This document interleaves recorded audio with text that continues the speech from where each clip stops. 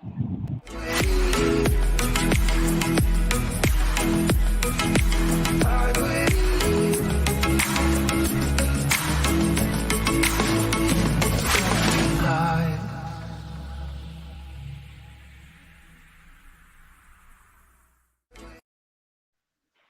gotta wait till the song ends. I was just talking away there. Welcome everyone to Sysco Canada Virtual Canada. We'll say Sysco because we're shooting all over the US as well as Canada. Virtual kitchen show. It's produce talks time. I'm gonna add time in there maybe, but it's definitely time to talk about a little bit of produce. And today we're doing something that we really haven't done before, and I'm pretty excited about this. This is pretty cool. So I'm going to share our screen here. I'm going to pull it up here, and I'm going to let everyone do and awe about it. But I think it's pretty cool, and I'm going to welcome our guest as well at the same time. But here you go. So we're shooting today live from California, and this is so cool, and we're very excited. But I'm going to introduce Jeff Phillips. Jeff, can you introduce who we have on the show today? And first of all, thanks again for being back. Too. Yeah, absolutely. Thanks, Jake. Definitely glad to be here. Pretty cool show today. It's funny, your opening intro had fields, and as soon as you pan to the live shot, it's almost a virtually identical shot of what we're seeing, which is really, really cool. So on the one side, we've got Francisco Duran. So Francisco's with our QA department down in the Salinas Valley, and lovely wave. And then beside him is John Greco, our Senior Director of Sourcing out of our Salinas office. So, and I'll kind of pass over to them. I'll let them kind of explain where exactly we are and kind of what part of the valley that we're in, and kind of explain the field that we're standing in too, which is really, really cool. That's really cool. So, John, do you want to? Sorry, Francisco. Sorry. Yeah, no, go ahead. I jumped in there. Good morning, folks. Francisco here with you, and we are just south on the southern tip of Gilroy, famously known for garlic. But we're on the northern end of the Salinas Valley, a valley that's 65 as far as 110 miles south. And we're on the very northern end. We still have that beautiful marine layer. You don't see a sun poking out right now, and temps are on the low 60s, upper 50s. Now it's going to warm up, but this marine layer is what gives us the beautiful color, the vibrance, this red oak here that we're in right now. That's the beauty of it. And again, it's one of the areas that produces wonderful climate, even microclimates that allow us to grow this beautiful product. Wow. I'm blown away. It is so beautiful. I did mention earlier, it does look like Southern Alberta, though. I do have to plug that a little. And I'll probably get an email later from Jeff. But it does look like that because we do have an agriculture very similar to that, just in the little southern part of Alberta. But really cool. Really cool. So, gentlemen, let's talk a little bit about QA and what QA does for Sysco. Well, QA, in a sense, maintains the food safety and the quality standpoint. We're out in the growing regions here in California during this time of year, and just in a few short months, we'll transition through Central California into the South and into Arizona. And what we do day in, day out, Monday through Friday, is verify the brand integrity of the fresh produce items in the field, in the finished product, cooler locations. And we're doing that, again, day in, day out basis with our team of individuals, total individuals, well over 83 individuals in the program for produce here, just localized. We have 5 that are running around, including myself, in this valley, just taking a look at produce. And on occasion, we'll head over to the other, the big valley, San Joaquin, which stems from Sacramento down to Bakersfield, and we'll take a look at citrus. Again, looking at the quality attributes, food safety attributes of the quality. And Jay, if I could speak to one thing about our quality assurance and what makes Sysco so different, is that quality assurance is a completely different department than merchandising and sales. And so Sysco has generated all the specifications on our branded program, and branded as opposed to label, because of being a different department. When quality assurance comes into a field, and if they say, you know what, I don't like this for Sysco brand, nobody in any other department can overrule that. So that's what really gives Sysco's branded program so much more integrity. That's pretty cool. Like, to be able to do that. Yeah. Like, you got the power is what you want to say, right, John? They do. They are the bulldogs for sure. So let's talk a little bit about, can you get Dan to do a pan of the valley for us? because it's beautiful when you go. Yeah, there we go. He's got to use his beautiful new gimbal today. So look at that. So we should mention So one of the we've things got, that Francisco was mentioning, we're at the northern tip of the valley, and at this time of year, it's a little bit cooler. That's the only reason they could have this, what we call tender leaf up here right now. If we were in the middle of July and we didn't have this overcast, where we are would be 90, 95 degrees today. 20 miles south, it would be barely in the 70s. So Francisco spoke about the microclimates. That's what makes this valley so rich for so many different items, is that you can rotate throughout the valley from tender leaf to much hardier product like broccoli and cauliflower and celery. But it gives us the capacity to grow so many different items here, which is why this valley puts out really the world's bounty on veg. cool. So thanks to Dan Lord from Taylor Farms. He's working the camera for us today. So thumbs up from Dan. There he is. There he is. That's on camera. Little cameo. So His yes, cameo. thanks, Dan. Actually, I've got a question for Francisco. On a day-to-day basis, how many fields will you find yourself in, and roughly how many miles do you think you'll put on in a day going from field to field? So roughly, you're putting on an average day here in Salinas. You're looking anywhere from 4 to 6 fields. And that's just the first pass. There's a possibility that you could have a failure, or in other words, you go to a field of iceberg lettuce. If this were iceberg lettuce, and let's say we found excessive amounts of red aphid. I was in one yesterday afternoon, and it just tipped the scale. Beautiful product, but it just didn't meet our standards. So we have to go to a secondary field. So, pelletized trim, green, red, romaine, you get a 1 field each. You add hearts, that's 6 fields. So 5, 6 fields. If just one fails, you have to go to a second one. If you have a second failure, we generally, just because of time, we won't be able to harvest it and get it in with and maintaining the cold chain. So we want to just look at 1 field, 2 tops, and definitely limit that. So 5, 6 fields minimum. On a given day, you may see as many as 7, but it varies. And mileage, wow, that's a good one. Right now, I think mileage is anywhere from 60 miles when you're near Salinas to as far as 180, 200, because you can go down to King City. John was mentioning the microclimates, and right here, right now, it's nice and cool, but just further south, King City, you're looking at close to, what is that, about 80 miles from here? 90, you're going to see temperatures hit close to 90 degrees, and this type of item, this red oak, wouldn't survive down there.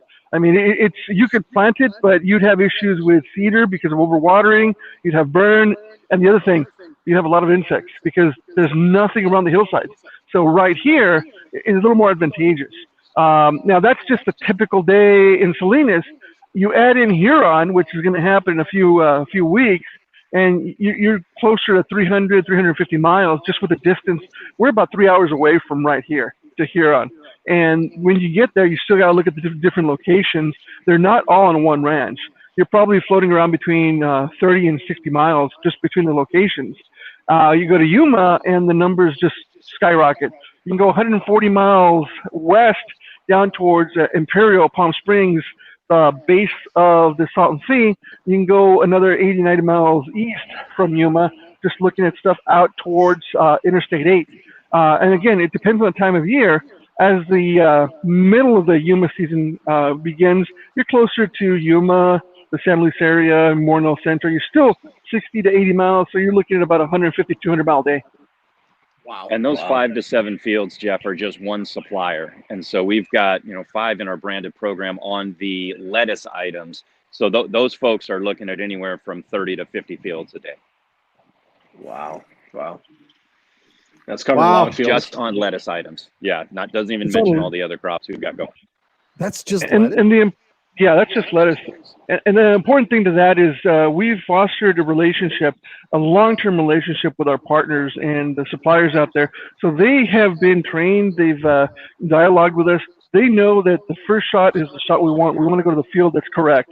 If we're going to multiple fields, it's gonna be a detriment both to the brand, and that's why through the specification process and the training and learning, the vetting and just getting together and developing that relationship, we're able to maintain the branded program, day in, day out. Now, Mother Nature is the wild card. Microclimates are great, but Mother Nature, if she brings in a little heat spell, well, you get conditions for thunderstorms, dry lightning, and we saw that with the fires in California.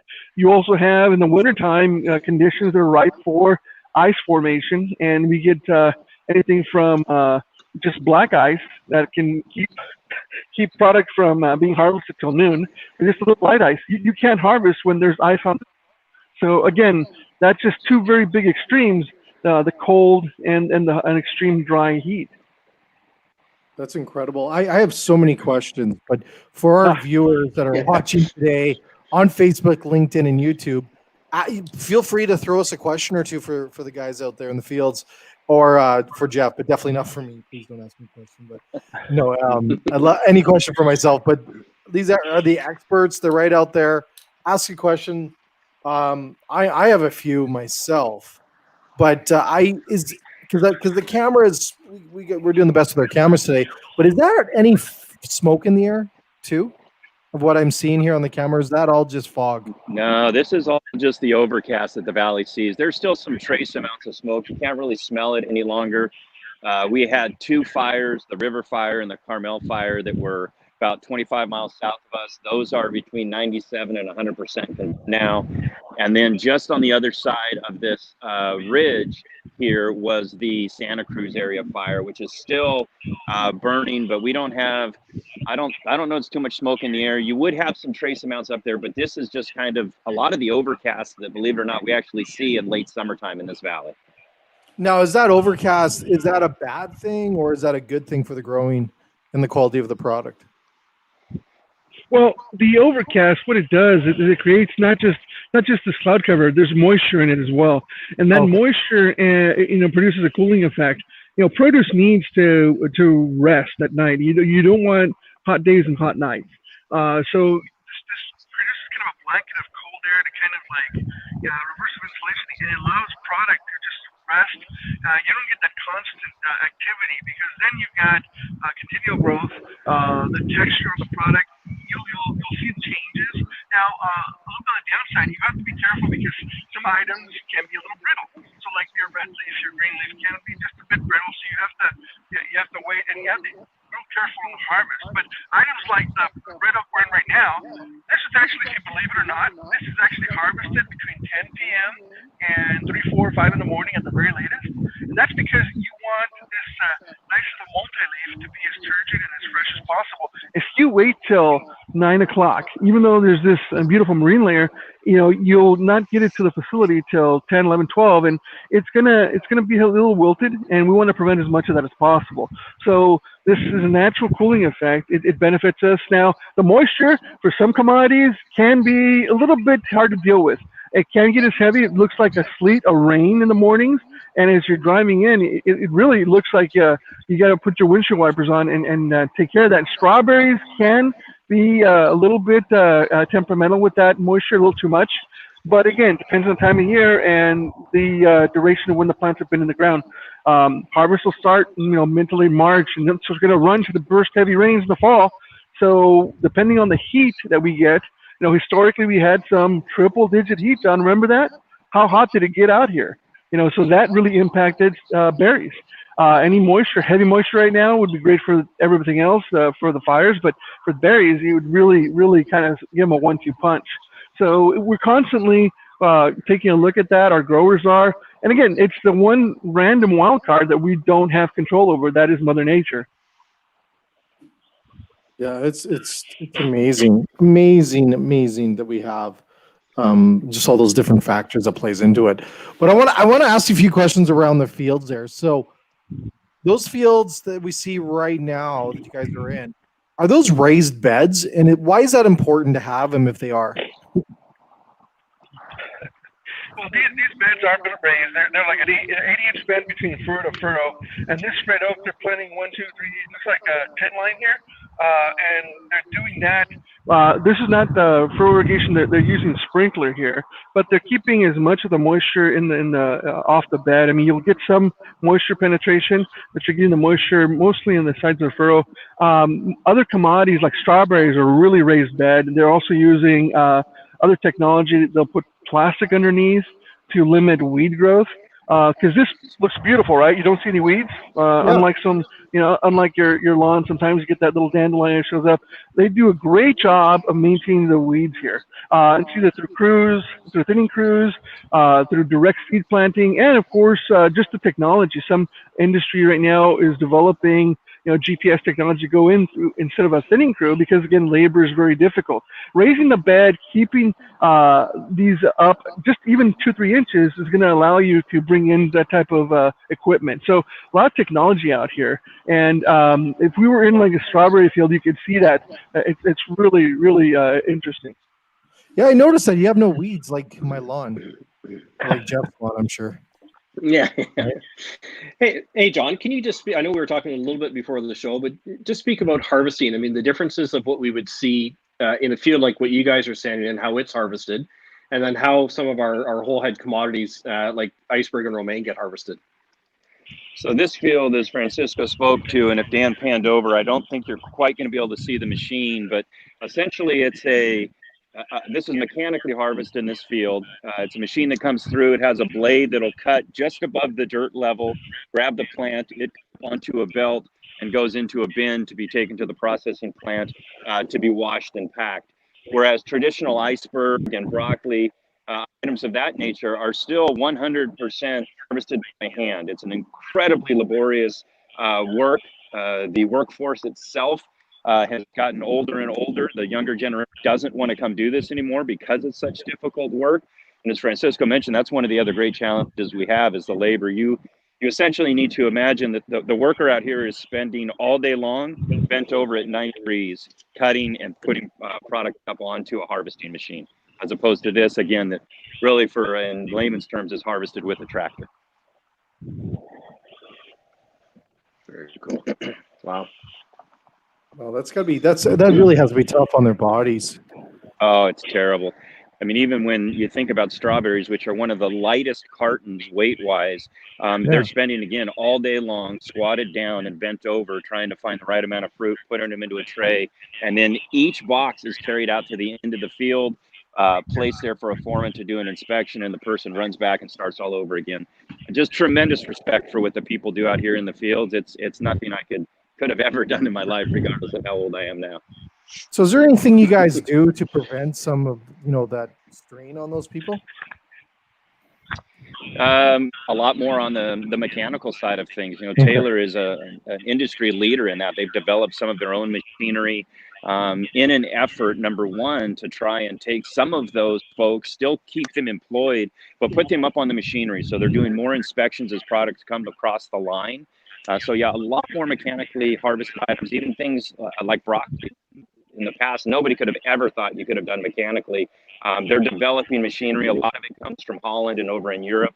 Folks go over there, see the capability of it, bring it back, and then do a lot of testing. So they really do have to plan for the future. Francisco mentioned the fires. During that time, people could not work nearly the amount of hours that they did traditionally because of the air quality. When we go down to the desert, when you have the ice, they can't start early. At the end of the season, when it gets hot, they'll curtail harvesting so that folks aren't out in those temperatures too long. So yeah, the human side of it has really come out, or I'd say the last 10 and 15 years as to the treatment of the harvesting folks.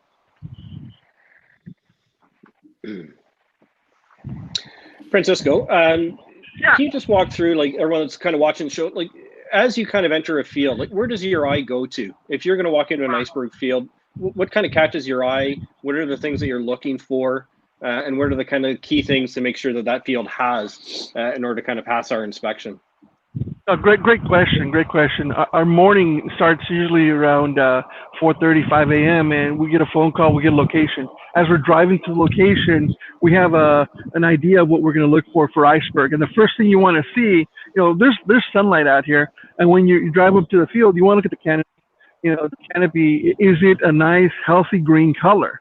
Is it a green lime color? Is it more of a got an orange tinge? Now, there's locations in this valley and in the tri-counties, Santa Cruz, San Benito, and Monterey, where you'll have locations that are just peppered with moisture, and you're going to see fields that as you roll up, you've got kind of an off off green color, and the canopy may have a little issue with mildew, fringe burn. You'll see it right away. That's the first telltale sign. Now, if it's something like palletized, wrapper leaves, really, they're for protection of the product. And we're able to trim it down to either just the cap leaves, 1 to 3 wrapper leaves, depending on the makeup or the frame of the iceberg. So looking at the canopy is the very first thing. Once I arrive, I'm looking for location of harvest.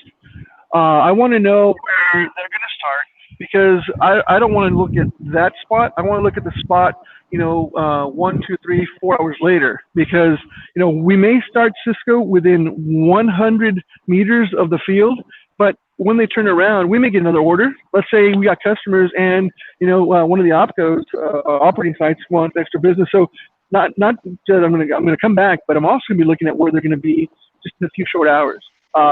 Typically, we do an extra figure 8 pattern if we've got time. And that's what we're looking for. We're looking for the color. We're looking for location. And then we're getting down to the bare bones, the bare knuckles, the quality of the frame.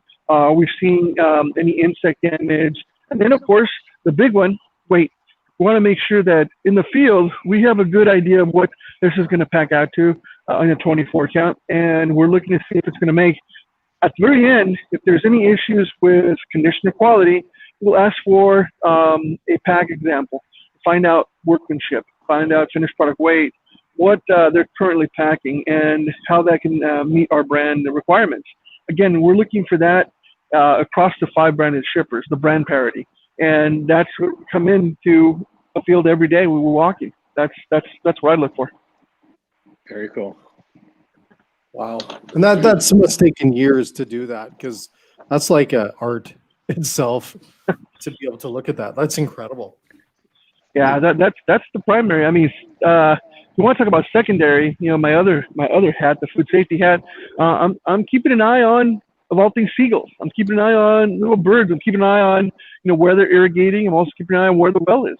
And of course, locations for employees. Are they going to be eating on a bus? Are they going to have their restroom locations? All that. But that's also in the back of my mind, because not just quality and condition, but food safety as well. Yeah, I noticed there's no agriculture around you, right? And I have seen that in other places where you'll see a beautiful field and then you'll see some cows or some pigs. And so you guys stay away from all those agriculture as best you can? Yeah, this is leafy greens, and hobby farms. It is possible, but one of the things about the industry now, the industry's gotten together because of all the the growth and the dynamics of the industry for our customers. And as an industry, they've got metrics that really prescribe what can be in the vicinity. Now, you may have a grower, a rancher, a farmer, owner of this ground, and they may have, pets. That's something we take very seriously. There's also no CAFOs, no concentrated operations here. You don't want, a dairy in the middle of this location. And that's another thing, is that besides the weather, they're looking at this location because of its proximity, not just to town, but to other areas, other operations, manufacturing, animal husbandry. So yeah, it's all part of their program, a program that's prescribed by the shipper that we verify on a day in, day out basis. Another thing that we're conscious about as we're going in. That's really cool. Now, can I ask you a question? And it's not on my list of questions I asked, so bear with me. But I've always heard, for the millions of years I've been in this industry, that we don't harvest the edge of the field, but that field looks pretty good to the edge of that road. Dan, can you go up there and show how? First of all, this doesn't even look like my lawn. This looks like my rug. They want you to go up towards the end of the field. Yeah, so that's correct, Jay. We do stay away from, and Dan's headed up towards the road. We stay away from the road here, and we stay away from the rows of crop that are out on any roads. And the reason behind that is, as you can see, if Dan pans to the right, we've got our vehicles down here. And so the entire time that crops are growing, you've got vehicles going up and down these dirt roads, kicking up dust, and then it's going to fall immediately into the first 10 to 15 feet of crop. So we go not just to the heart of the field, but we have limits for our folks that they have to be in I don't know the exact, but at least 20 feet in, at least 3 rows in from a road, so that we are reducing the amount of external defects as much as possible. Any dirt that could fall into that, even though this is going to be washed product, the heart of the field is a lot richer because it's had a lot less abuse from wind, from all other external factors. Now wind play a factor, like you mentioned when they're John. I'm sorry, we didn't get that. Does wind play a factor? I'm sorry, guys, you're breaking up. Yeah, it's breaking up a bit there, Jay. Come over here. Yeah, Dan's gonna get a little closer. Get on this side, away from the electrical tower. Oh, wait. The front live stream. Is that better? Yeah. So just wind.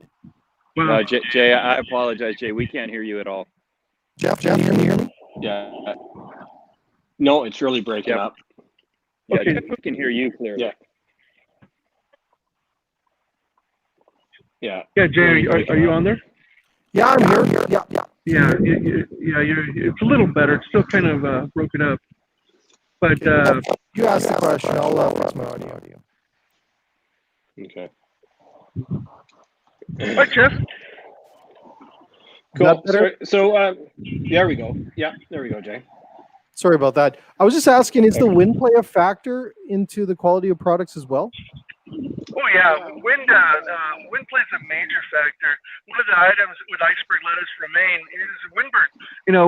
We're in the northern end of the valley again, but once you get Salinas and just outside of town, Chular, Gonzales, Soledad, the dynamics start to change as the temperatures come up. You get the marine layer, you're going to see the wind pick up, and it can get pretty significant where it's causing a bruising effect.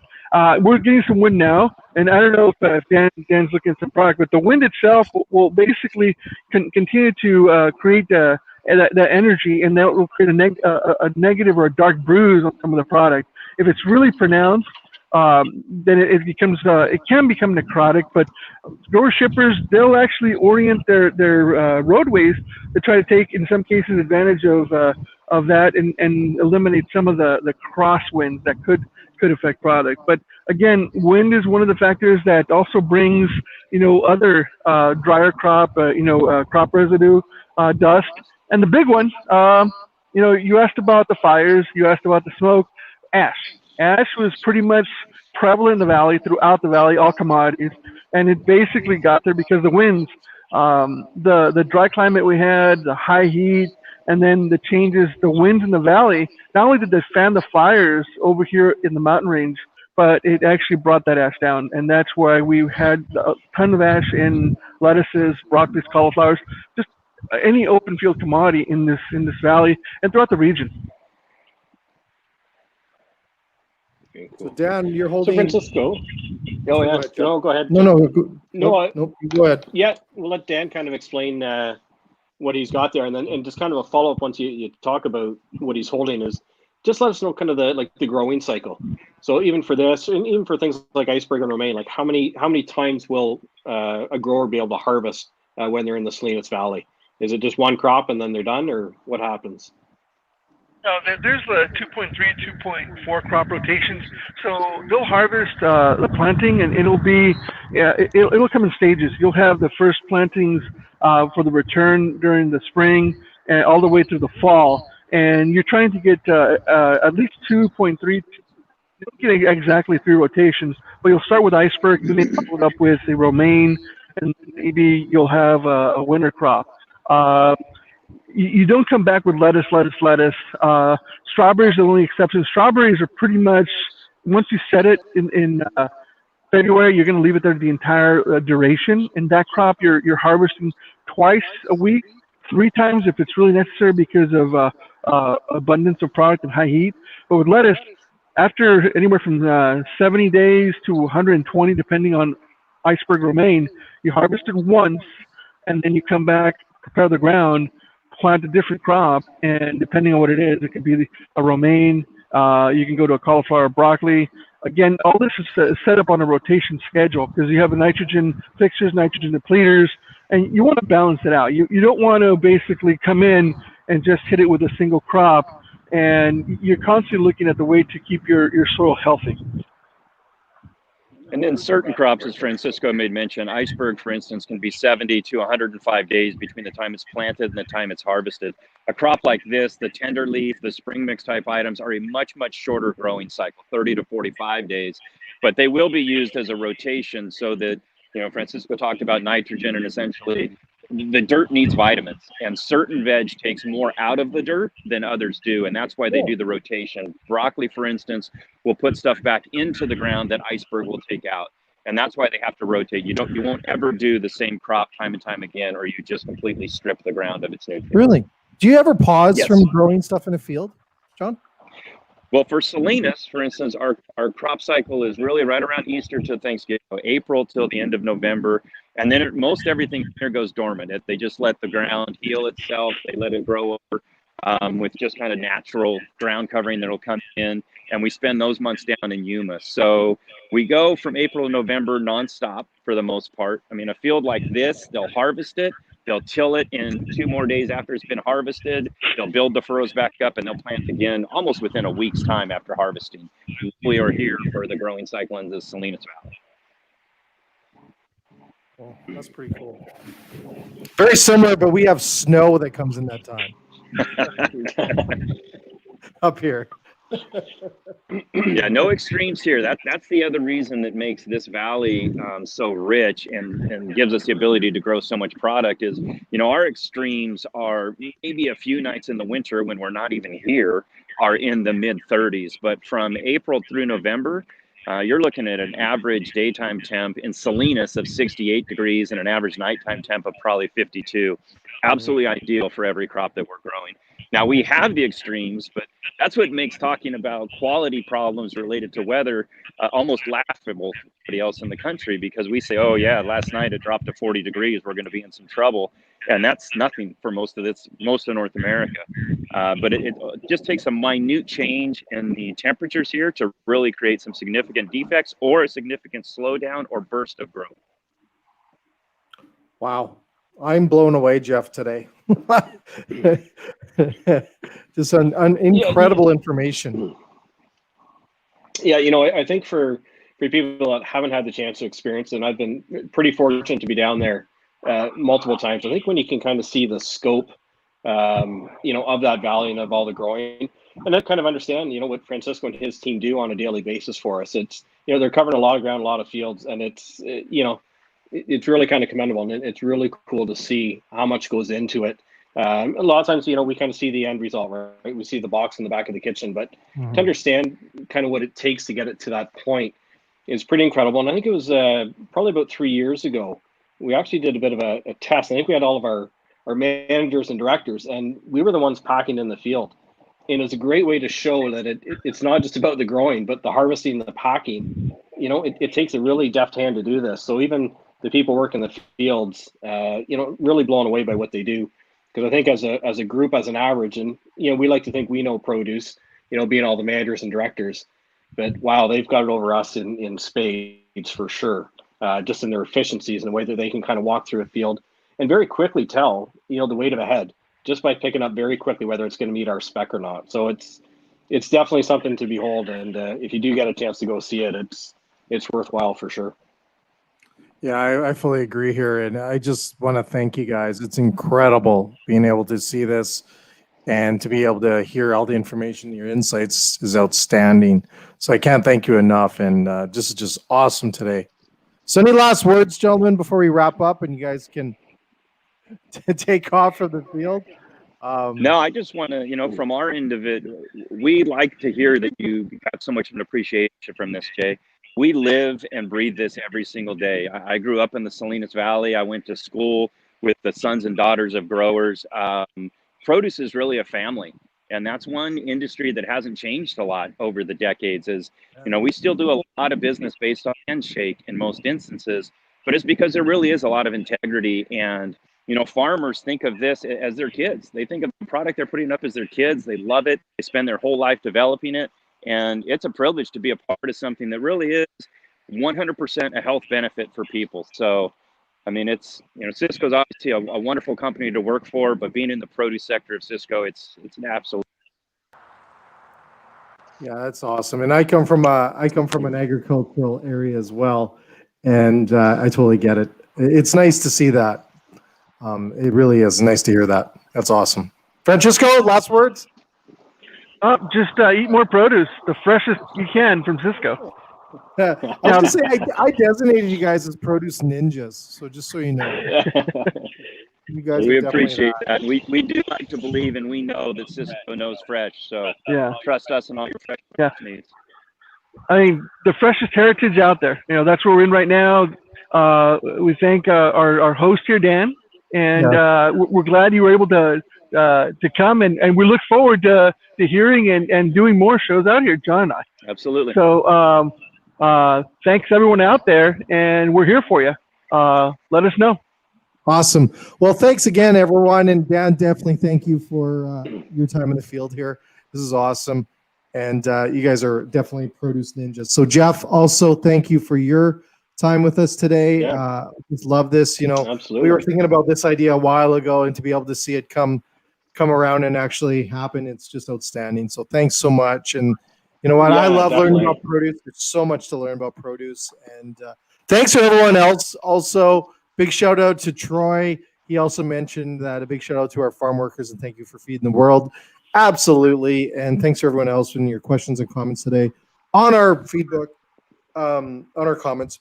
And also, this is not it. We got produce talks. We're going to bring more of this. We're going to maybe bring it from a different field area, but we're going to continue, right, Jeff? I'm hoping. Absolutely. This is the first of many. Lots more to come. Really Lots excited. more to come. Exactly. Yeah, so for sure. Owen, I'm waving to you, but thanks again, and take care. And everyone else. You as well. Thanks, guys. We have more shows coming up on Sysco's Virtual Kitchen. Next week, we'll be back. And thanks to everyone else. And we'll see everyone else and get out and eat in a restaurant. Yes. We got to support our industry. Take care. Thanks, guys.